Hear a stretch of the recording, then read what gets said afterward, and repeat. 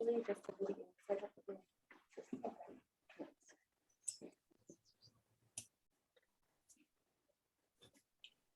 Okay. All right. Good afternoon, everybody. Right. Okay. Good afternoon, everybody. So my name is Maria Mero. I'm the Community-Based Research Manager with CAM, with the IPHA Center. And I'm also a team member of the WOW study. So it's my great pleasure to be here today to help begin this workshop and introduce our speakers, some of whom are joining us remotely online, and a couple of us who are here right now. I guess, should we do introductions from the camera, from the video? Sure. Let's start with the farthest away, Lisa. Yeah, hi, my name is Lisa. I'm a member of the Dene Nukwai First Nation in Northwest Territories. I do art stuff. I'm a doctoral candidate at University of Toronto, Temerity Faculty of Medicine, and I am collaging my PhD thesis. So looking forward to spending some time with you. Oh, that's it. Oh, thank you. And let's just go east, or like come east. So Madison.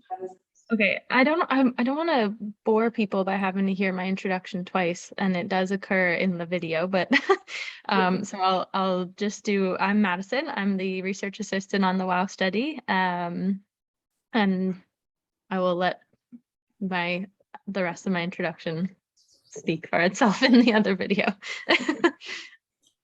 Sherri.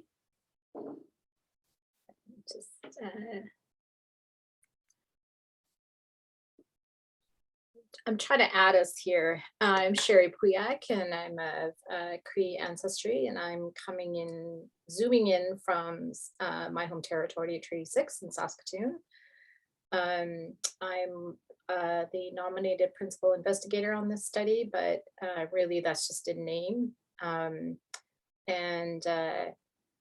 I'm one of the, we started this in 2017, and I'm really excited to share with you where we are, what we found, and what we're going to be doing today. I think Jenny, you're next. Thanks, Sherri. I'm Jenny Rand. I'm the research coordinator with Weaving Our Wisdoms, and I've been in this position for just over a year. And I too have a bigger introduction on the video that we'll share, so I won't get into it, but I am zooming in from Mi'kma'ki from Nova Scotia today. Thank you. So should our hands on the ground? I would love it if our hands could do a little intro as well. And then we'll start, and then once you folks introduce yourselves, we'll have Lisa do her presentation.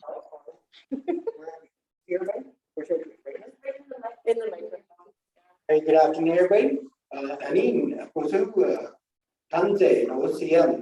Robert Chipway. I come from Musqueam, Squamish Territories, Lower Mainland of Vancouver.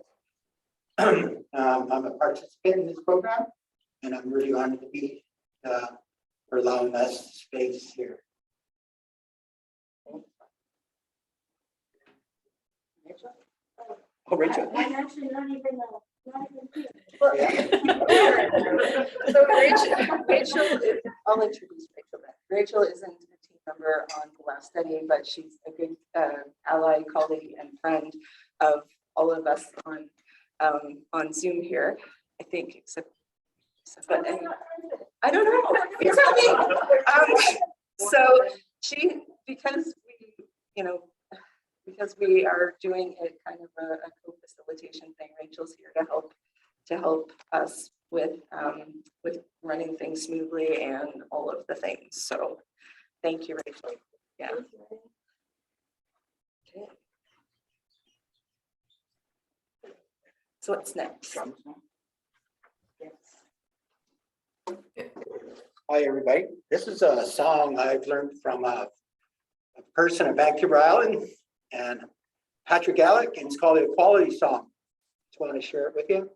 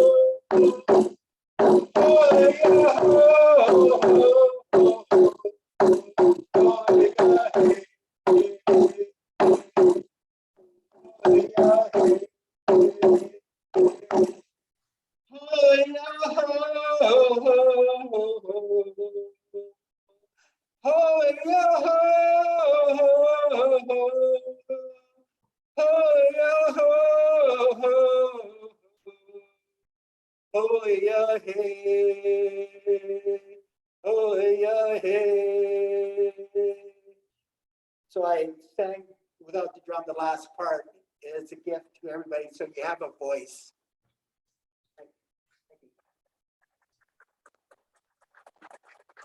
Thanks, Robert.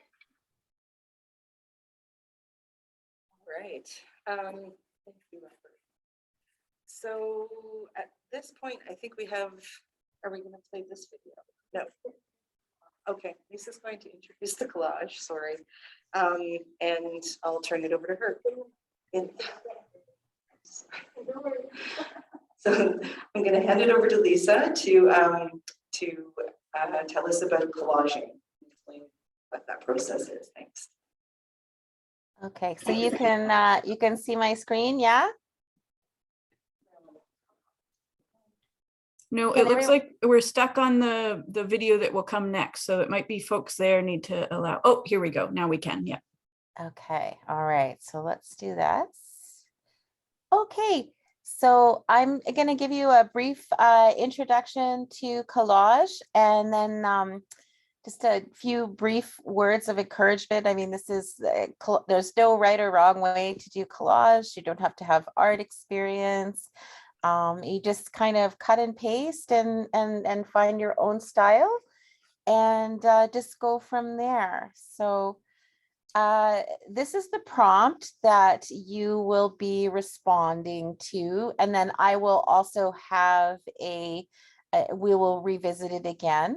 So the prompt today is create a collage that represents your thoughts and feelings reflecting on what we are talking about in the session, specifically characteristics you want an HIV older to hold, or characteristics you have experienced with an HIV older. So we're just going to ask you to piece together a narrative that stems from this prompt, and it can be anything. To be honest, myself, I'm not extremely imaginative, and my collages are pretty straightforward, but I imagine some of you have some very, very beautiful ideas. So just let the images flow out of your body with how you feel. So I'm going to give you some suggestions for collages, things that work for me. So sometimes I use different types of paper to give texture to my collages.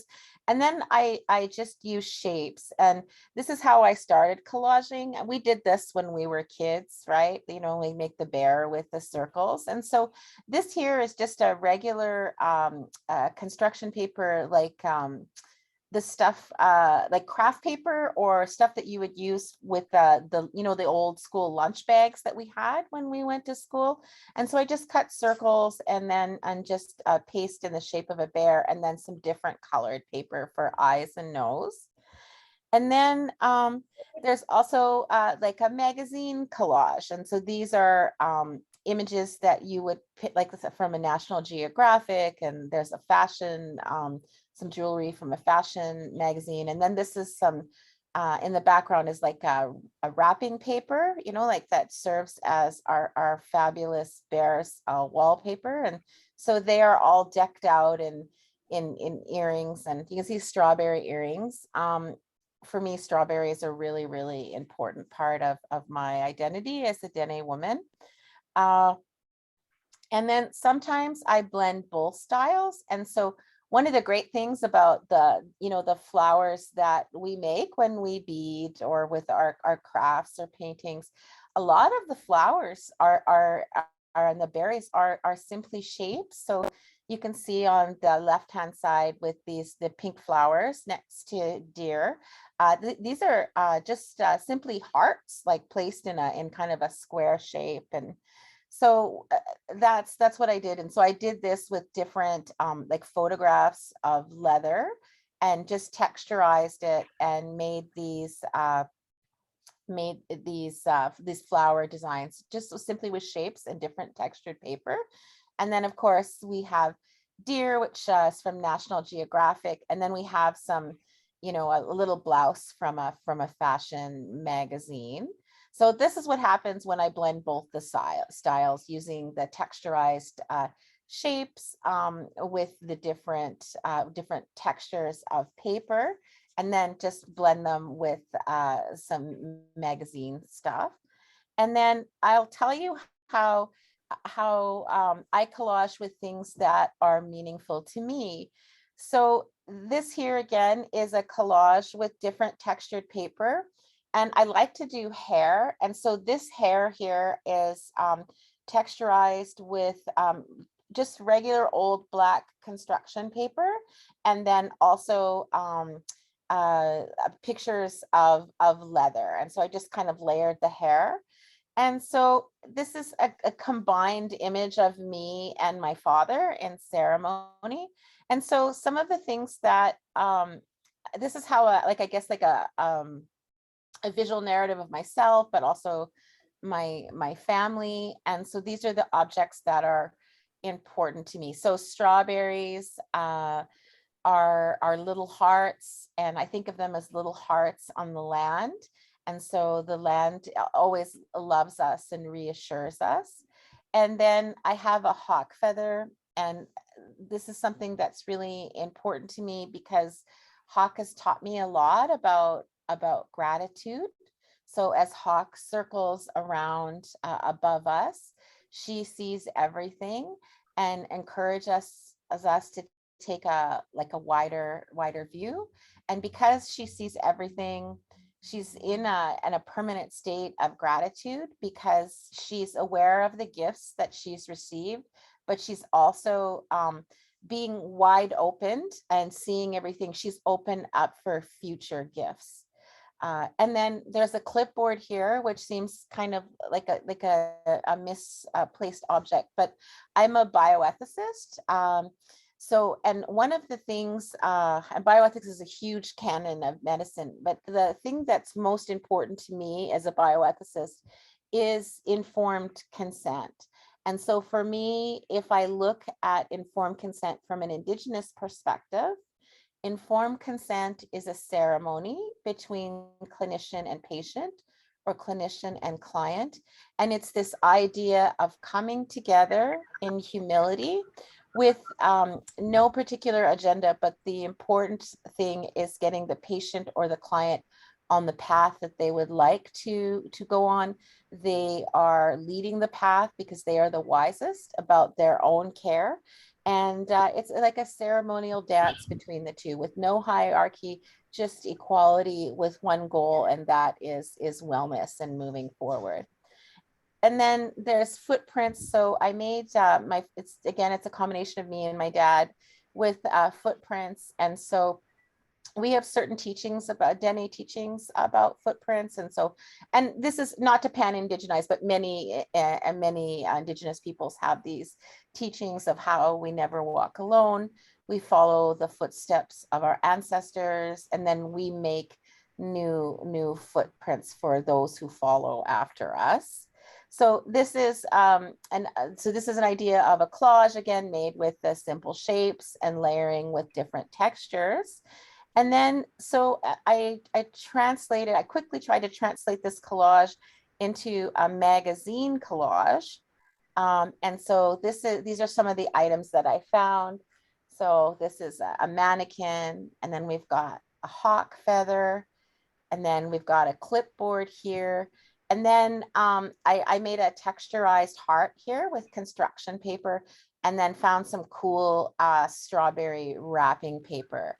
And again, how I see myself in my work again. And so just reiterating the ceremony of informed consent with the clipboard, and then the hawk feather with, trying to remain in a state of gratitude, but also keeping myself open to receive new gifts, but also to recognize what I have learned as well. And so I really, really love the hawk teachings.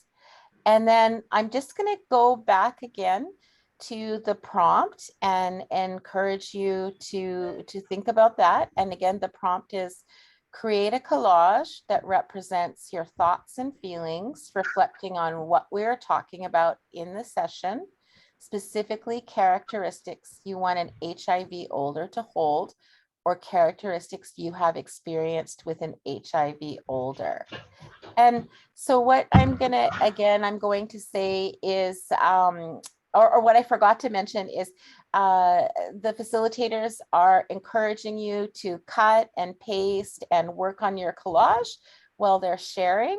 And yeah, just keep working through it. And I find myself, like, sometimes when I'm doing two things at once, I seem to make beautiful work. So go ahead, cut and paste, draw, and do your thing as the facilitators are sharing.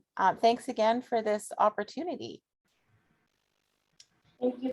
That was a great introduction to collage. And I just wondered, I think we're going to talk about it a bit more, but is there, does anybody have an idea around what an HIV older is? Also, just to, in case people aren't familiar with that yet, or should we let that come up through the presentation? Through the presentation? We're ready for the presentation? All right, let's do it.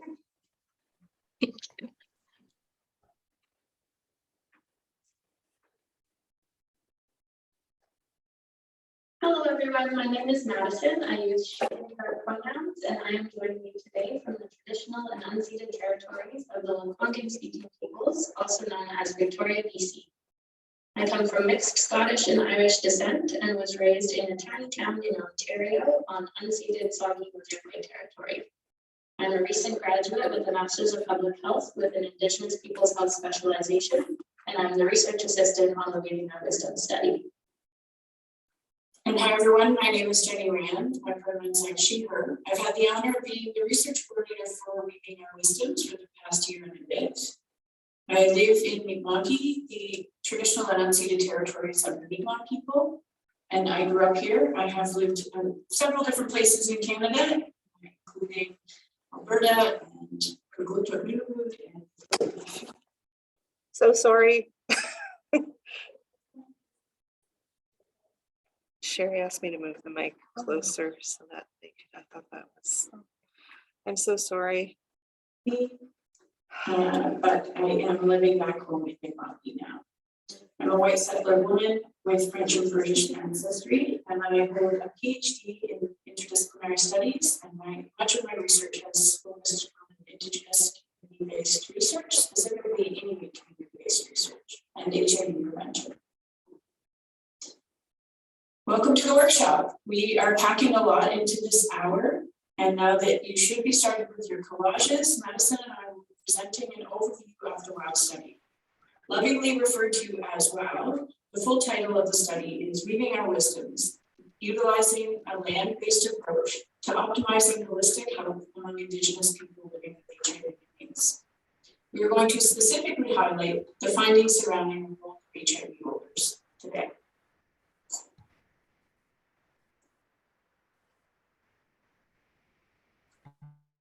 Weaving Our Wisdoms is an Indigenous-led, multi-year, multi-stakeholder initiative that supports Indigenous people living with HIV and AIDS, IPHAs, by fostering connections to land-based teachings delivered by HIV Olders.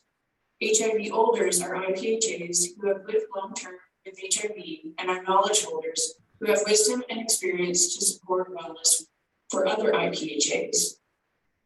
HIV Olders understand how cultural teachings can be a positive action initiative to support managing day-to-day needs of living with HIV.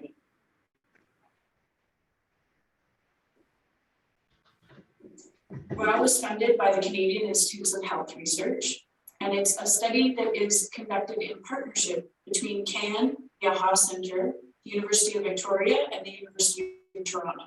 There are 3 primary investigators that lead the study: Sherri, Pooyak, and Stephanie Nixon. I want to acknowledge the entire WOW team, including the HIV Olders and IPHAs, who contributed throughout the project, and give special thanks to Lisa Guavin for the collage activity today and the artwork throughout the project.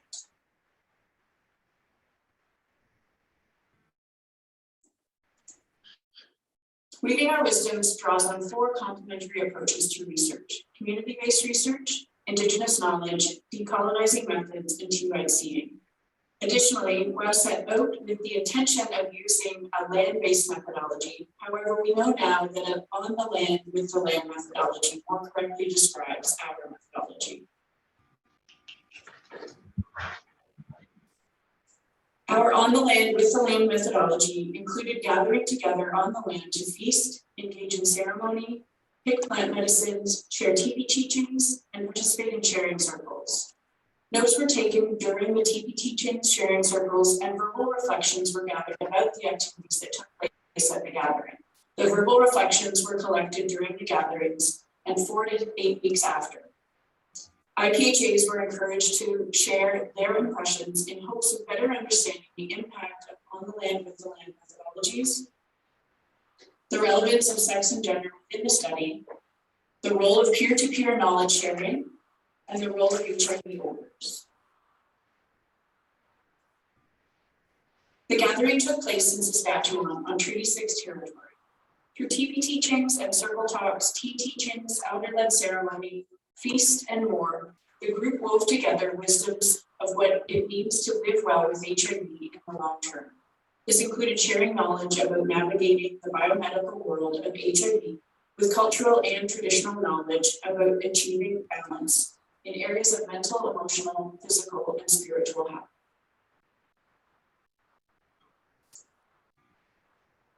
Our study was guided by questions related to the exploration of 4 interconnected themes: connecting with the land as an approach to wellness, the role of peer-to-peer and intercultural support, the influence of sex and gender on wellness connected to the land, and the role of HIV Olders in optimizing wellness.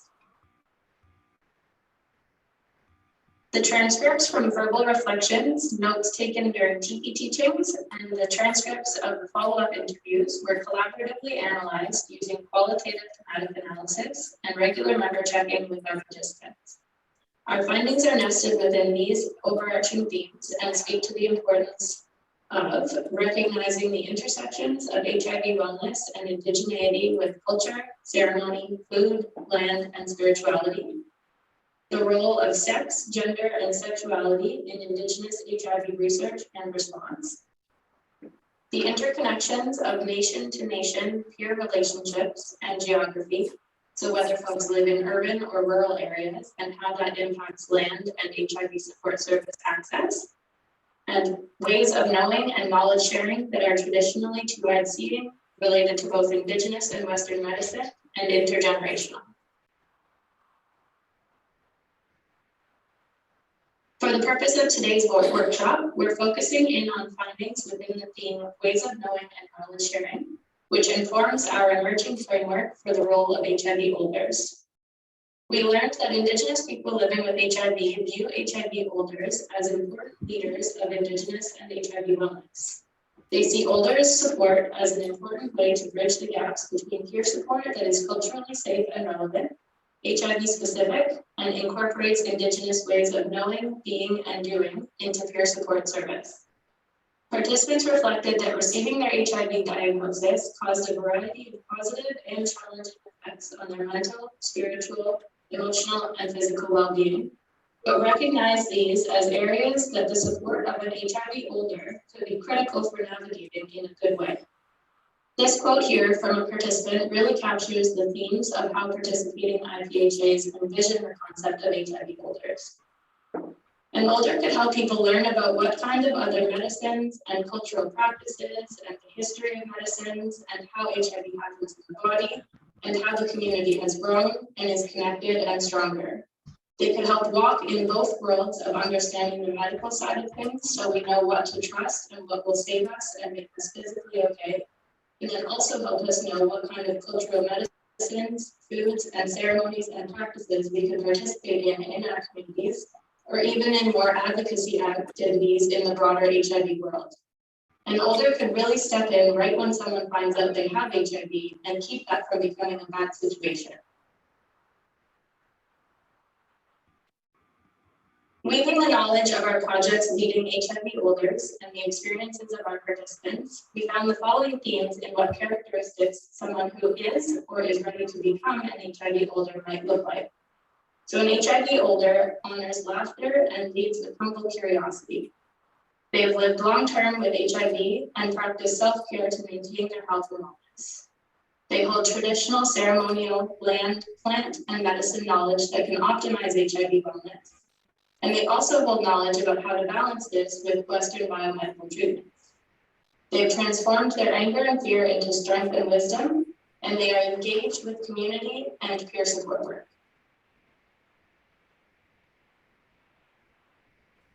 Using our knowledge of what characterizes an HIV Older, we now move on to mobilizing this knowledge into a framework for HIV Older support programs as a positive health intervention.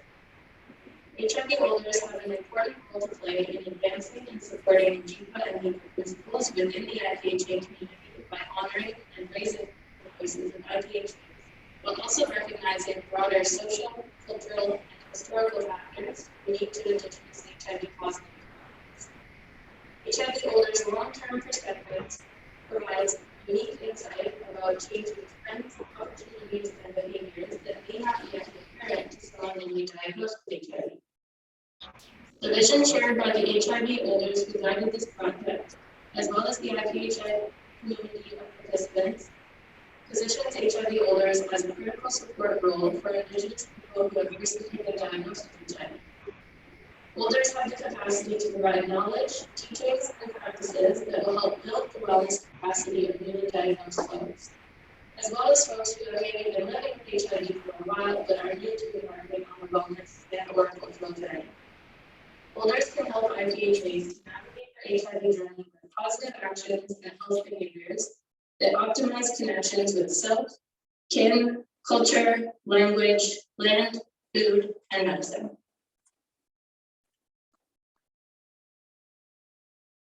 So today we have shared these study findings and insights with you in hopes that you will take some time to reflect on what we shared, ask us questions, and share your thoughts with us about how you think and feel about the concept of HIV Olders as a peer support program.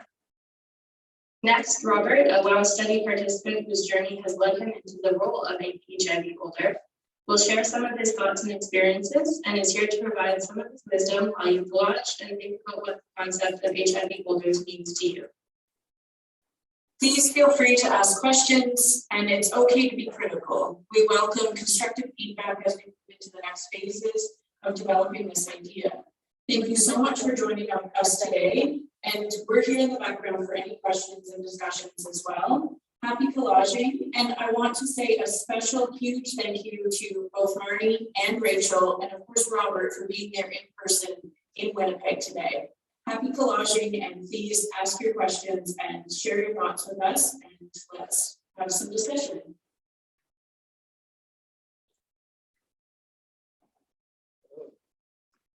Hello again, good afternoon, Robert here again. I'll tell a story about 15 years ago. I'm actually a happy, grateful, recovering addict, and being 8 years clean and sober now. I'm an Indigenous man who grew up in Vancouver, and my addiction led me to the downtown side, which I thought was a pretty good place to be, which is still a good place to be. I'm still down there. It's a good neighborhood.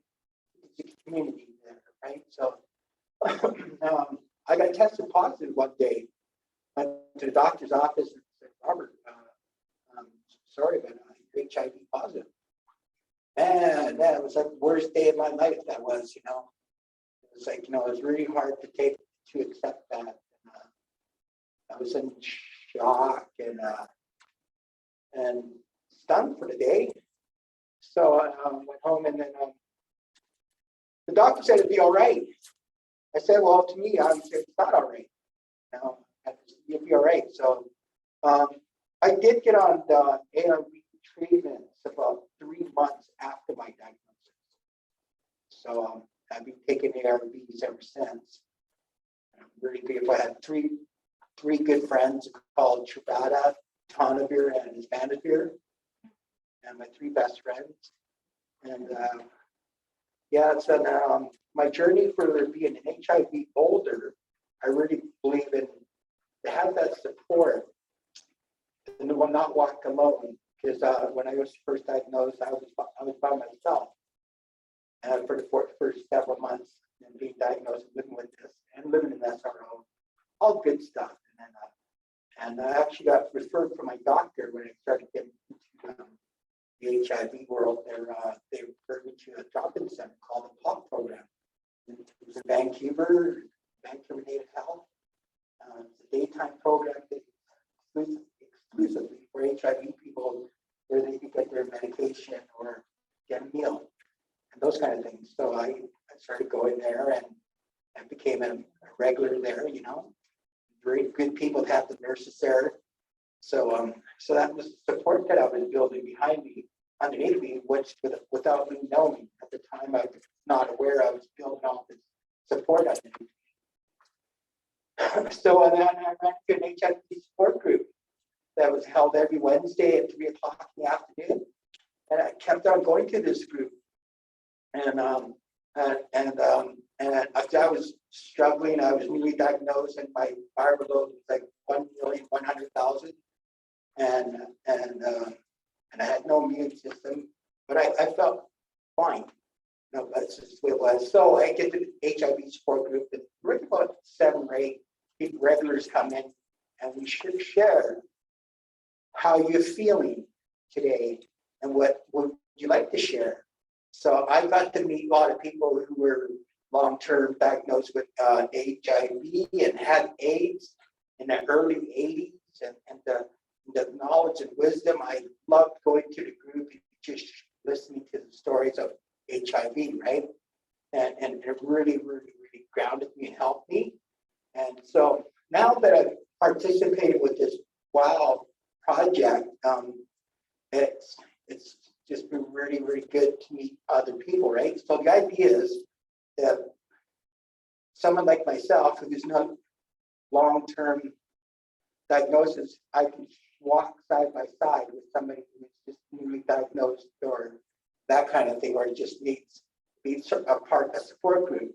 And I can be that because I understand HIV. I'm still learning, and I was actually very fortunate to be a part of this HIV support group. The knowledge I learned from other peers was amazing, right? I couldn't get that from book or school. Lived experiences was so important.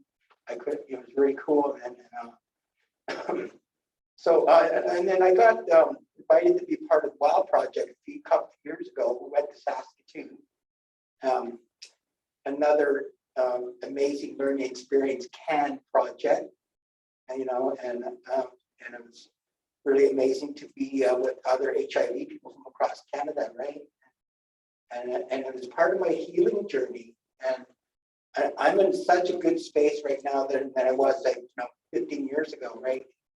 And thanks for the knowledge sharing knowledge with other IPHAs, and now we've got Val Nixon coined the idea of HIV Older, I believe. And so that's where, and we continue on this good work. For the past years, since with COVID there, with the Zoom meeting, it was really great to be in contact with creating what we do here. So it took us a while to get to where I'm standing in front of you talking to you. Many weekly meetings, right? It was really fun. So they caught me when I'm in Zoom meetings, they caught me in different situations. I'll be painting the house. I'll be inside painting the house, and I still got my Zoom going, those kind of things like that. It's really cool, right? So yeah. And then I always had the home fire I put on my fireplace channel behind my TV, and I had the home fire going. So those kind of things like that. Yeah, that's one thing that for myself personally, being HIV older, I feel so well because I've had such a long, awesome journey of precarious, and then I'm so focused and grounded now. I feel great. I just to come say hello, and so, I'm never saying hello to everybody. I must have said hello 500 times in the past 2 days, and that's really cool. That's what the energy that I've made for myself. That I'm living with HIV, and it's manageable. I'm undetectable. My viral load's about 800 now, and those kind of things. But next month, I'm changing from a 3-pill system to a 1-pill system. So it's for better on the liver, or kidneys actually, sorry. So next month after my blister pack runs out, I'll be going to 1-pill to try that out, right? So yeah, so those are the big things like acceptance. I had HIV. This is not going to go away. This is here. So let's deal with it. I was so fortunate that I sort of dealt with it. Yeah, it took a while, but yeah. So I'm on a journey, and that's what HIV Older is for. So I can share my knowledge and wisdom and the lived experiences I can share very much so understanding. So that's why my energy I give across to everybody. I treat everybody with respect and teachings, and that's how I feel, right? So yeah, so you guys are all special lucky to get to know me.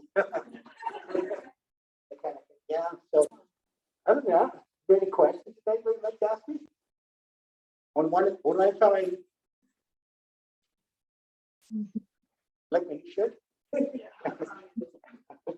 Yeah, thank you. Yeah.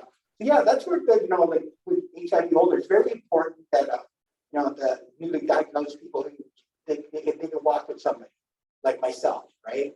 That's really important. And then plus, as they come to an understanding, they can ask questions about.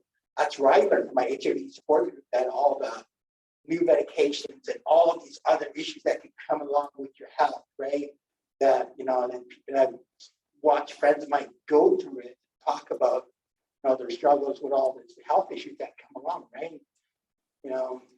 So yeah. Okay. So, Robert, I'm wondering if you could tell us what it might have meant to you if you had someone in that HIV older role when you got your first diagnosis. Like, would you like to speak to that? Well, how would it have helped you? Like, do you think that it would have? Yeah. I was going to start to explain how that happened to me. Was I went to a doctor's clinic downtown East Side, and I used to get my I was an active addict, but I had some integrity still left in me, and so I would get tested every 3 or 4 months because I was using everything. I never knew it, and then he just told me I was positive, so that shocked me. But fortunately, like I had no support at that first day. The doctor just plain and walked up to me disrespectfully, just says, "Here, you have this, and who gave it to you?" And in front of another patient beside me, I said, "No, I need privacy." It's over, right? Yeah, you're the doctor, right? That's what happened to me. So I went home that day, and he said he'll get a hold of me about medications and stuff like that. So 3 months go by, nothing. I'm hearing nothing from nobody. So I had to go down back to the clinic and find out about ARVs, and I had HIV. I was getting sick. So I had some symptoms, minor ones, right? And so right, sure. So they set me up to St. Paul's, and I met Dr. Montana, and I got set up with the ARV program, right? So that was the start of it, and he told me what it was, and my driver load was like 1,100,000 and stuff like that, right? And I didn't have so if I had that, which they did have it in St. Paul's Hospital, they have all kinds of peer support people inside that, right? But I didn't connect with them. did it all myself. But if you had support, definitely, right? You know, even in that clinic, and he told me that I had this, there was nobody there for me. You know, at least you could have somebody like take you to a room and, you know, talk about it, right? But it just, here you go. That's what happened to me. So I don't know what happens to other people, right? So yeah, but I'm here 15 years later, I'm still here. So I'm in better health, and I can do some of this with it. Other than that, I'm in fantastic shape. And my doctor, Burgess in Vancouver, had an appointment with her a couple weeks ago. She said, "Things fine with you. Doing some of this. You got another 40 years ahead of you." I said, "I have another 40 years ahead of me. How grateful was I?" I said, "Well, what am I going to do with another 40 years?" You know, so that was a good thing. You know, you got to have a sense of humor, right? For all is lost, right? So yeah, there you go. Yeah, you're welcome.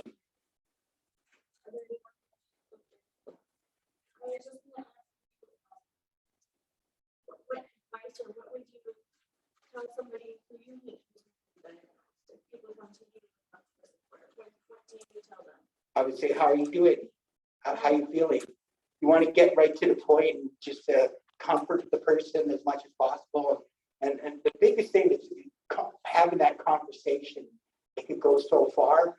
And just that simple hello to somebody, it means a lot, right? Yeah. So that'd be the first part, the first step. And then if you don't mind, which confidentiality is a very important thing. Right? So if he doesn't mind sharing, would you like to share with me about it? Because otherwise I'll share what I have. And then maybe he'll open up and share too, right? And if I get to steer me which way, because I know from my experience, I would go right to support groups, go to like an HIV drop-in center, resource center, those kind of things. Get in there, and you know, you might get something off of it. Some people don't, some people do, right? So yeah. So yeah.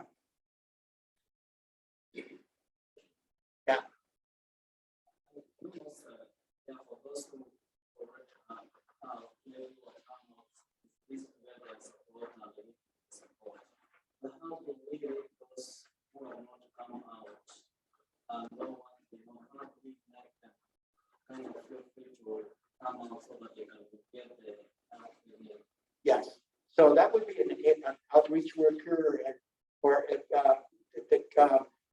people with well, living in fear with HIV, they could get into isolation.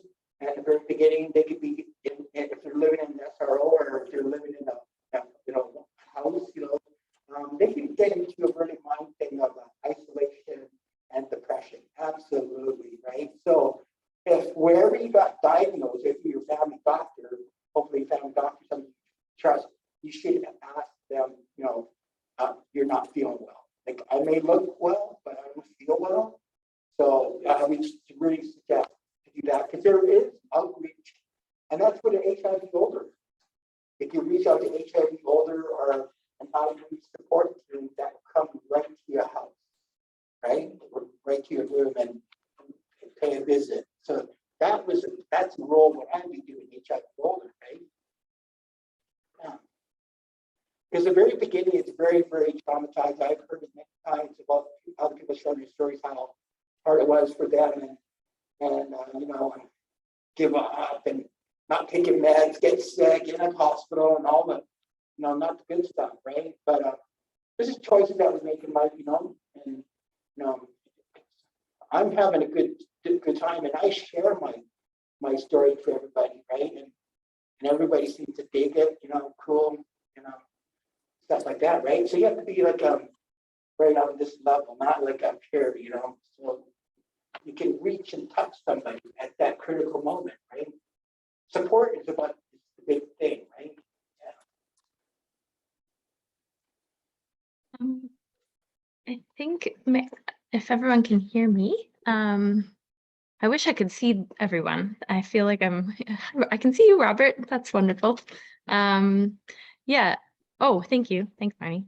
Yeah, I think next, like, feel free to keep asking questions and having chats, but we'd also love to invite anybody to share, if you want to share your collage or speak about your thoughts about what we're talking about or anything. You don't have to, but it's just an invitation. We'd love to hear feedback and hear people's thoughts and reflections on the idea of Olders and maybe how that settled into a collage for folks. Anybody interested in sharing, we can show the collage to the camera and if you're interested. Anybody? No pressure. Sure, no pressure. You can do it. You can do it. And if Okay, if we it's got one. possible, yeah, if it's possible to come near the microphone so that we can hear you, that would be extra special. Yay, thank you so much.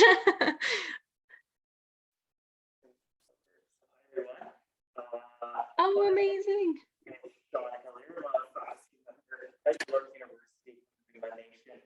So my collage here is a lot, but really some like powerful aspects of words that came up for me were around HIV Olders are powerful, they have legacy, and they provide legacy for folks. They have energy, they have relationships, that they live an incredible life, and they help others to lead an incredible life. But that foundationally it is about life and about helping people work through that, that they're tough, that they have significant energy, and that they give us energy giving back to one another. Qualities such as better, good, and kind, the importance of food, the lessons that we take from them, and that I took from that, that they're notorious, that they're so important to our communities, that our stories deserve to be told, what I know now as an older and what they provide to folks. And then there's lots of kind of the background stuff, you know, a former Supreme Court justice, the Catholic Church with the gay pride over it and the word gay, followed by all of these prickly thorns. She has also. Oh, sorry. Is that better? No, that's okay. Can you all hear me now? Okay. It's great.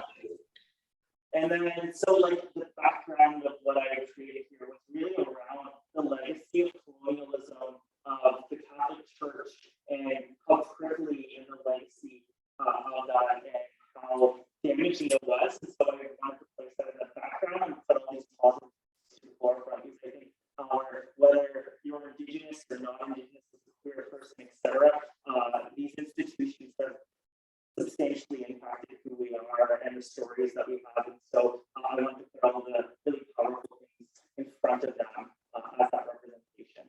So that's my plunge. And thank you so much for sharing. Thank you so much. Thank you so much for sharing that. Yay. It's wonderful. It's so incredible. Yeah, you folks this. It's so wonderful. Yeah, we can see it. We can see it. It's beautiful. Thank you so much. And you can keep it or you can He's gifting it to you. Oh, great. Thank you. oh, amazing. Thank you. Does anybody else want to share? Mine doesn't have blue yet. Okay, well, do you want to talk about what your images are? Just come on. Yes, please, because they can't hear you unless you're talking to the mic. I'll take a picture so I can send it.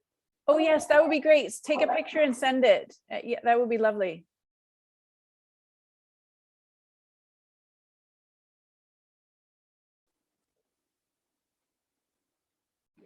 Thank you also. I wanted to say I really appreciate you sharing. But I don't know. Oh, beautiful. Basically, I put in a couple different pieces. I felt like was a really big. I just a couple different ideas together. Hopefulness, I think, is something that's so valuable. Something that I think is especially valuable from an older or an elder people who had to live longer. You know how hard it is to stay hopeful. So I thought that was key. I also included lipsticks that stay badass, which I feel are there's all explanatory. That so many holders of HIV are badass or like get where they are. And then I also included this recipe from a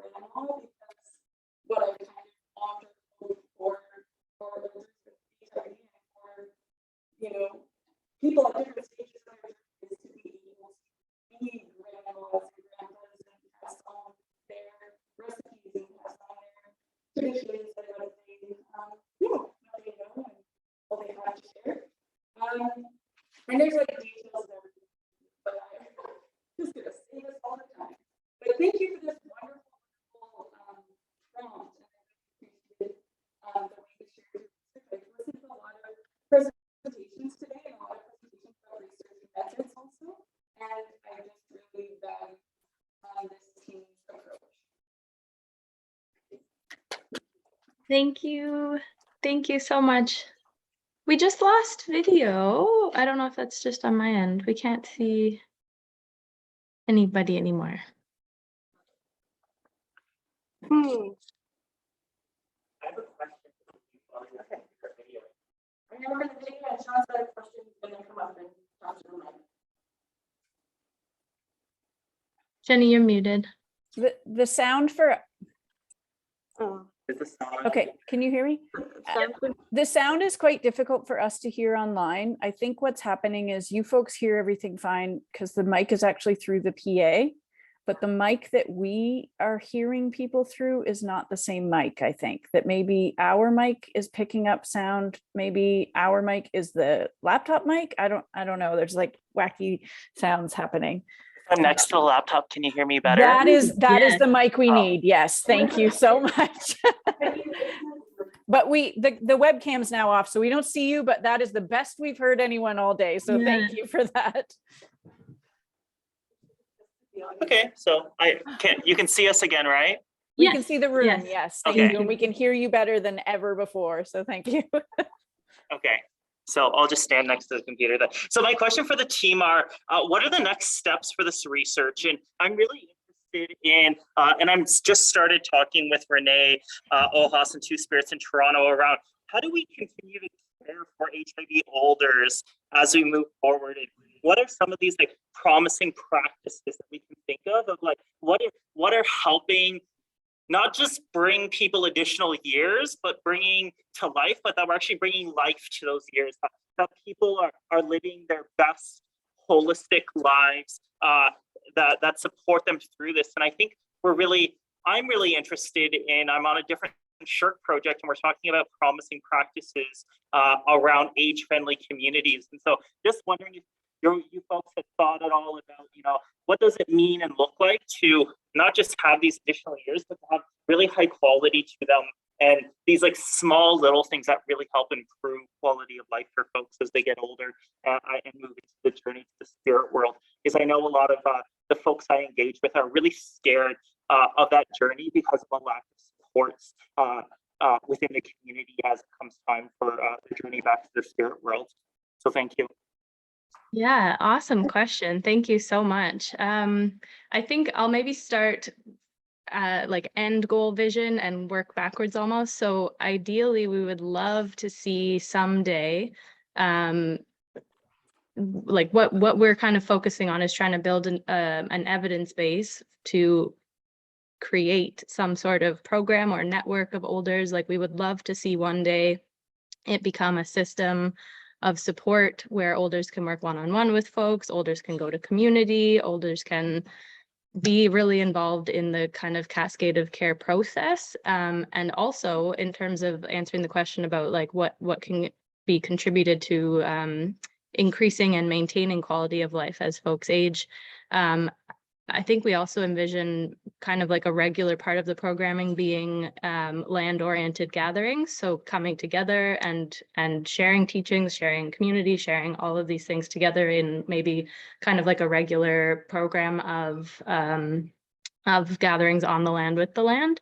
And so in terms of our next steps as a team, we have applied for another grant to do kind of a next iteration of really fleshing out the framework of what an older support program might look like. We have to do a bit more, we have a few more questions to ask and some more evidence to gather in order to inform the building of an actual, like, because this first step was kind of seeing like, how does this idea resonate with folks? And now that we've learned that it really does resonate with folks, the next step is okay, so how do we turn this into something that can be implemented as a program of something along those lines?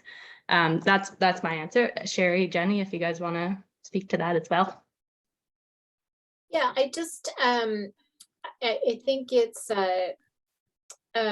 one of the things I just, people get caught up on the term older and equated with age. It's not really about age. Age in the sense of living with HIV, but not age as in like, you know, somebody who's 60 and has all that thing. When Val conceptualized this, she really wanted to emphasize you can be a young person, as in 20 years old, born with HIV, and be an older. So I think people get caught up in the concept of older, but her thinking was more around just the amount of time you've been living with HIV. So we, you know, there's so much to explore with this. I would love to see a program that is more grounded in Indigenous ways of knowing and doing, that's similar to a peer navigator, but different in the sense of it's, you know, provides opportunity for IPHAs to share with each other to come together in gatherings that are on the land and grounded in culture, to be able to share to have those, just that support for one another. So really simple, you know, there's just a lot more that we, you know, want to do and can think and had, I mean, our initial, the grant, the initially applied for was to have a national gathering. So we had hoped to be in Eastern Canada and do this work a little bit more, to invite people from all over, you know, like Manitoba eastward. But with COVID, it just didn't happen. So the next iteration, stay tuned. You know, we are going to focus more on the East. So, and I think our time is coming up, but if you have any questions, please, you can give it to Marnie or Rachel, and they will forward it on to us. And so excited to see all of your collages and hear. And thanks for coming. Thanks, I'd love Sherri. to add. Oh, go ahead. Sorry. Go ahead. I was just going to say, just very quickly, also, it's exciting to hear about the Shirk project that you mentioned that you're working on. And a lot of what we're going to be doing kind of in the next steps is building a lot of connections and relationships now that this is a bit more of a public idea. So if you'd like to get in touch with us, we would love to chat and connect, and we could see how maybe things can be aligned with each other or anything like that. Please feel free to reach out. We would love to hear from you.